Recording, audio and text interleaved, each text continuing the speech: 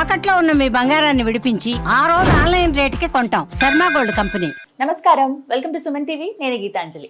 మే 12వ తారీఖు మహావైశాఖి పౌర్ణమి చాలా విశేషం అని చెప్తారండి. ప్రత్యేకించి ఆ రోజు పాటించవలసిన నియమాలేంటి, అలాగే ఏమైనా పరిహారాలు ఆ రోజు చేసుకుంటే మంచిదా? ఎందుకంటే వైశాఖ మాసంలో ఈ పౌర్ణమికి చాలా విశిష్టత ఉందని చెబుతారు. ఆ విశేషాలు తెలుసుకుందాం. వివరించేందుకు ప్రస్తుతం మనతో పాటు ఉన్నారు ప్రముఖ జ్యోతిష్యులు బ్రహ్మశ్రీ నందిభట్ల శ్రీహరి శర్మ గురువు గారు. వారితో మాట్లాడదాం. గురుగారు నమస్కారం అండి.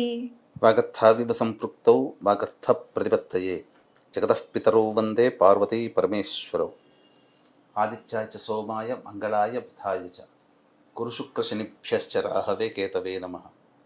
శృంగేరి జగద్గురు పీఠాధిపతులకి, కంచె పీఠాధిపతులకి నమస్కారములు తెలియజేసుకుంటూ కార్యక్రమాన్ని ప్రారంభిద్దాం. గురుగారు, మహావైశాఖి ప్రత్యేకించి అసలు ఈ పౌర్ణమి ఎంతో విశేషం అని విన్నానండి. ఏంటి ప్రత్యేకం అంటే ప్రతి పౌర్ణమి చాలా విశేషమే, ఏ మాసంలో అయినా సరే. అయితే ఈ మాధవ మాసంగా చెప్పబడుతున్నటువంటి వైశాఖ మాసంలో పౌర్ణమి విశిష్టత ముందుగా తెలియచేయండి. తప్పకుండానమ్మా, మీరన్న మాట మాధవ మాసం అంటే ప్రత్యేకించిది విష్ణుమూర్తికి సంబంధించినటువంటి మాసముగా చెప్పబడింది. ఈ మాసంలో లక్ష్మీనారాయణుని ఆరాధన చేయమన్నది. ముఖ్యంగా మరువము లేదా ధవనముతో కానీ చేస్తే చాలా విశేషము. ధవనముతో చేస్తే ఆ లక్ష్మీనారాయణుడు చాలా ప్రీతికరమ పొందుతాడు. అంతేకాకుండా గ్రీష్మ ఋతువులో ప్రారంభానికి ముందు, ఇది వసంత ఋతువులోనే చైత్ర వైశాఖాలు, కానీ గ్రీష్మ ఋతువుకి ముందు వచ్చేటువంటి మాసము అంటే దీని అర్థము ఎండలు బాగా ముదరబోతుంటాయి. కాబట్టి ఈ ఎండ తాపము నుంచి రక్షించుకోగలిగేటువంటి ద్రవ్యములని అవసరం ఉన్నటువంటి వాళ్ళకి, ఏదైతే లోపం ఉంటుందో ఆ లోపం ఉన్నటువంటి వాళ్ళకి అందించే విధంగా ఈ యొక్క మాసములో దానాది కార్యక్రమాలు చేయమన్నది. అందుకనే మీకు దానాది కార్యక్రమాలు చేసేటప్పుడు బ్రాహ్మణులకి కానీ అనాథలకి కానీ పట్టు వస్త్రములు దానం చేయాలి, లేదా కాటన్ వస్తువులు. ఎందుకు అనంటే ఎండ వేడి నుంచి ఈ యొక్క వస్త్రములు కాపాడుకోగలదు, అంటే శరీరం మనసు కాస్త ఆనందంగా ఉంటుంది. ఇక రెండవది గంధము దానం చేయాలి. ఇక అన్నిటికంటే ప్రధానముగా ఉదక కుంభము దానం చేస్తారు అక్షయ తృతీయ రోజున, మట్టి కుండలు, అంటే చల్లటి నీరుని ఇంచిన వాళ్ళం. అందుకని ఈ వైశాఖ పౌర్ణమి ప్రారంభం నుంచైనా కానీ ఇంటి ముందర ఏవైనా కానీ చలివేంద్రములు ఏర్పాటు చేసుకునేవాళ్ళు. ఒకప్పుడు దారిన పోయే బాటసారులు దాహం వేస్తే నీళ్లు, అంటే దీనివన్నీ కూడా. అంతేకాకుండా ఏవైనా కానీ అతిథి అభ్యాగతులకి అన్నదానాది కార్యక్రమాలు చేసుకునేటువంటి మాసంగా చెప్పబడి ఉంది. ముఖ్యంగా విసనకర్రలు, అలాగే వస్త్రములు, గంధము, ఇవన్నీ కూడా దానం చేయాలి. కంబళ్ళు కూడా ఈ యొక్క పౌర్ణమి రోజున దానం చేస్తారు. చాలా విశేషం అమ్మా. ముఖ్యంగా మనకు వైశాఖ పురాణం గనక చూసుకున్నట్లయితే ప్రతి అధ్యాయంలో కూడా ఈ సంబంధించినటువంటి విష్ణు దేవతారాధనే చెప్పబడి ఉంది ఈ మాసమంతా కూడా. కాబట్టి అంటే ఏ మాసంలోనైనా కానీ విశేషించి అనేక దేవతల మాసంగా చెప్పబడి ఉన్న ఈ మాసంలో మాత్రము ఎక్కువగా విష్ణు దేవతారాధన చెప్పబడి ఉంది. అంతేకాకుండా ఈ వైశాఖ మాసానికి చాలా ప్రత్యేకత ఏమిటంటే ఈ సంబంధించినటువంటి అవతారాలలో అనేక అవతారాలు ఈ యొక్క వైశాఖ మాసంలోనే ఏర్పడ్డాయి. కూర్మ అవతారము, కూర్మ ద్వాదశి అని అంటారు ఈ మాసంలోనే. అలాగే పరశురామ జయంతి ఈ మాసంలోనే ఏర్పడింది. ఇక 10వ అవతారంలో ఇప్పుడు మనం పిలుచుకునేటువంటి ఆ 9వ అవతారం, దశావతారాల్లో 9 అవతారాలుగా పూర్ణ బుద్ధుడిగా చెప్పబడింది. అసలు ఈ బుద్ధుడు వేరు, అనేక సందర్భాలలో బుద్ధావతారాన్ని ఎత్తాడు విష్ణు భగవానుడు. ఆ బుద్ధుడు వేరు. బుద్ధ అనే అంటే ఏంటంటే జ్ఞానము పొందినటువంటి వ్యక్తి అని అర్థం. కాబట్టి మనకు పురాణాలలో బుద్ధావతారం అనేక సందర్భాలలో విష్ణు భగవానుల వారు ఎత్తారు, అయిపోయాయి. కానీ దశావతారాల్లో 9వ అవతారంగా మనం ఇప్పుడు చెప్పుకునేటువంటి లుంబిని ప్రాంత వనంలో జన్మించినటువంటి నేపాళీ బుద్ధుడిగా చెప్పుకునే ఆ బుద్ధుని పెట్టారు. ఆ బుద్ధుడు కాదమ్మా. కాకపోతే ఈ బుద్ధుడు వైశాఖ పౌర్ణమి రోజునే జన్మించడం, మధ్యరాత్రి ఈ వైశాఖ పౌర్ణమి రోజునే జ్ఞానాన్ని పొందడం, అందుకే బుద్ధ పౌర్ణమ అని అంటుంటుంటారు ఎక్కువగా బౌద్ధులు. ఎందుకంటే ప్రపంచవ్యాప్తముగా బౌద్ధులు కూడా ఉన్నటువంటిది కాబట్టి ఈ ఈ యొక్క పౌర్ణమి రోజున ఎక్కువగా చేస్తారు. అయితే ఈ విశ్వావసునామ సంవత్సరానికి వచ్చినటువంటి వైశాఖ పౌర్ణమి ప్రత్యేకత ఏమిటంటే ఏ నక్షత్రం అయితే పౌర్ణమి వస్తుందో ఆ నక్షత్రానికి ఆ మాసంగా చెప్పుకునేట్టుగా ఉంటుంది కాబట్టి విశాఖ నక్షత్రము పౌర్ణమిగా వచ్చింది కాబట్టి వైశాఖ మాసం.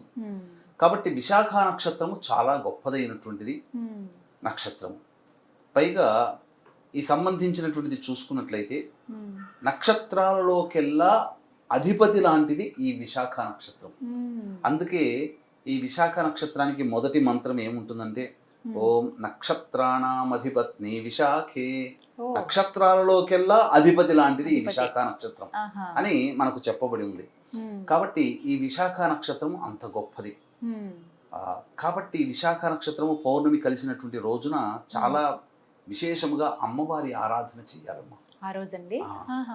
అమ్మవారికి చెరుకు రసంతో గనక అభిషేకము జరిపించి పులగం నైవేద్యంగా పెడితే కోరిన కోరికలన్నీ తీర్చగలుగుతుంది అమ్మవారు. అందులోనూ ఈసారి ఇంకా సోమవారం రోజు వచ్చింది. సోమవారం ముఖ్యంగా మీరు గమనించుకున్నట్లయితేనమ్మా మనకు ఇందువారం అంటే ఇందు అంటే చంద్రుడు, ఇందువాసరే అంటారు. కాబట్టి చంద్రుడికి సంబంధించినటువంటి మాసముగా సోమవారం. పైగా ఈ విశాఖ నక్షత్రం ఉండడం, పౌర్ణమి రావడం, చంద్రుడు పౌర్ణమిగా ఉండడం కాబట్టి చాలా ప్రత్యేకమైనటువంటి పౌర్ణమిగా ఈ యొక్క 2025లో చెప్పవచ్చు. కాబట్టి ఇలాంటి అద్భుతమైనటువంటి రోజున చాలా అందరూ కూడా చేయాల్సినటువంటిదల్లా దానాది కార్యక్రమాలు చేయాలి. దానాది కార్యక్రమాలు చేయాలి. ముఖ్యంగా సముద్ర తీర ప్రాంతానికి దగ్గరగా ఉన్నటువంటి వాళ్ళు పితృ కార్యక్రమాలు తర్పణాలు చేసి ఎవరైతే సముద్ర స్నానము చేస్తారో వాళ్ళకి పితృదేవత అనుగ్రహం కలుగుతుంది. మనకు పురాణాంతర్గతంగా చెప్పబడినటువంటిది ధర్మరాజు.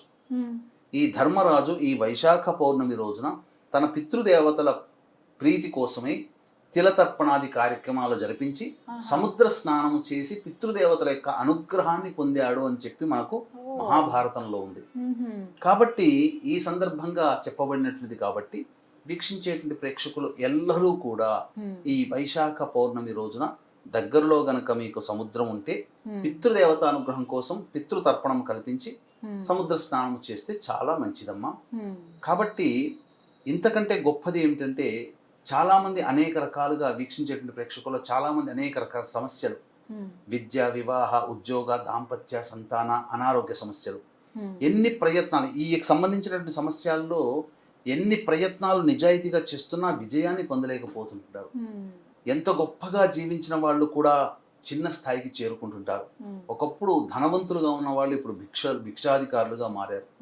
కాబట్టి ఎంత సంపాదించినా డబ్బు నిలవకపోవడము, ఏదో ఒక అనారోగ్య సమస్యలతో కుటుంబ సభ్యులు తరచూ బాధపడుతూ ఉండడము, అలాగే కుటుంబ సభ్యుల మధ్య ప్రశాంతత లేని జీవితం ఉండడము, అంతేకాకుండా సంపాదించిందంతా ఏదో ఒక కారణం చేత నష్టపోతుండడము. ఇంకా చెప్పాలి అని అంటే ఈ సంబంధించినటువంటి ఏ ఇంట్లోనైతే కులాంతర మతాంతర వివాహాలు జరిగినా వీక్షించే ప్రేక్షకులు గమనించుకోవాలి, మీ పిల్లల్లో భవిష్యత్తులో కులాంతర మతాంతర వివాహాల జోలి పోకుండా ఉండాలి అని అంటే పితృదేవతల అనుగ్రహం కావాలి. అంతేకాకుండా ఇప్పుడు సర్వసాధారణం అయిపోయాయి అనారోగ్య సమస్యల్లో liver problem, kidney problem, cancer రోగాలు.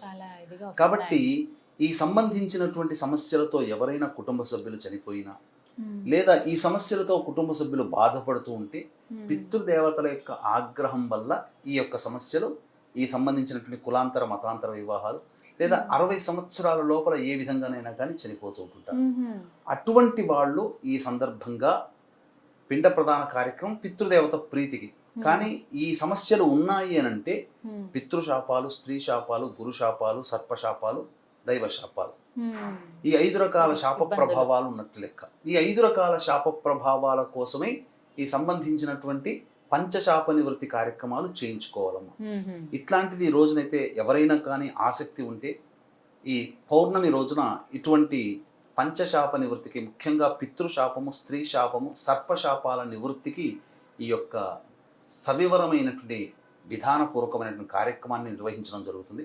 11వ తారీఖు రోజున బయలుదేరి 12వ తారీఖు రోజున ఈ కార్యక్రమాన్ని చేయించడం జరుగుతుంది. అవకాశం ఉన్న వాళ్ళు ఈ కార్యక్రమంలో ఎవరైనా కానీ నమోదు చేసుకోవచ్చు. ముఖ్యంగా ఈ సంబంధించినటువంటి పితృశాపము, స్త్రీ శాపాలు తొలగుతాయి.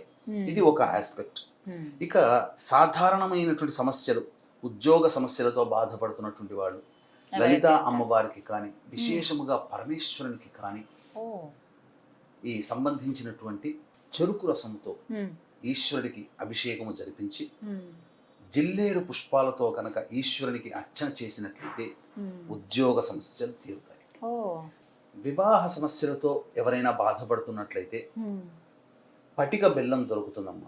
ఆ పటిక బెల్లం పొడిని కానీ మిశ్రిని కానీ బాగా దంచి ఆ పొడిని నీటిలో వేసి ఆ నీటితో కనుక అమ్మవారికి కానీ ఈశ్వరునికి కానీ అభిషేకం జరిపించి చక్కగా గన్నేరు పూలతో కానీ మల్లె పూలతో కానీ అర్చన చేసి గారెలు గనక నైవేద్యం గనక పెట్టినట్లయితే తప్పకుండా వివాహ సమస్యలు తీరుతాయి. ఇక ఈ పౌర్ణమి రోజున ఈశ్వరానుగ్రహం ఎంతటికీ కలగట్లేదు అనుకున్నటువంటి వాళ్ళు చక్కగా అన్నాన్ని గంజి వార్చాలి.